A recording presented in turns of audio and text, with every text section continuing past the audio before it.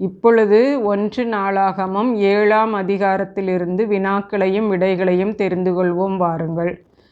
1. இஸ்ரகியாவின் குமாரர் 5 பேர் யாராக இருந்தார்கள்?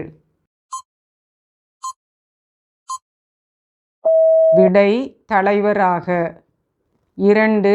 சாபாத்தின் குமாரர் யாருடைய ஆடு மாடுகளை பிடிக்கப் போனபடியினால் கொன்று போடப்பட்டார்கள்?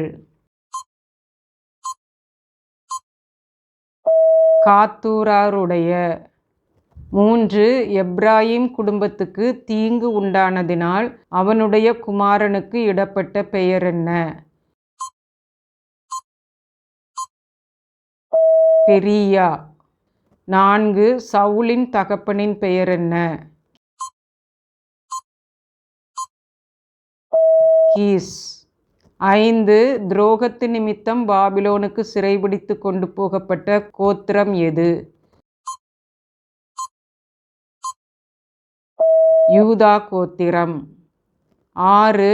தேவாலயத்து விசாரணை கர்த்தனாக இருந்தவன் யார்? இல்க்கியாவின் மகன் அசரியா. 7. தேவாலயத்துக்கு அடுத்த பணிவிடைக்கு திறமையுள்ளவர்களாய் இருந்தவர்கள் எத்தனை பேர்? 1760 பேர். 8. இவனுடனே கர்த்தர் இருந்தபடியினால் முற்காலத்தில் விசாரணைக்காரனாயிருந்தவன் யார்? எலெயாசாரின் குமாரன் பினெகாஸ். 9. ஆசரிப்பு கூடார வாசலின் காவல்காரனாயிருந்தவன் யார்? மெசல்மியாவின் குமாரன் சகரியா. 10.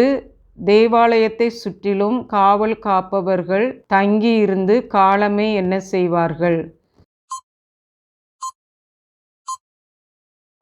கதவுகளை திறந்து விடுவார்கள். பிரியமானவர்களே, 18ஆம் தேதி சனிக்கிழமை 1 நாளாகமம் 9ஆம் அதிகாரம் 28ஆம் வசனம் முதல் வினாக்கள் கேட்கப்படும் என்பதை தெரிவித்துக் கொள்கிறேன்.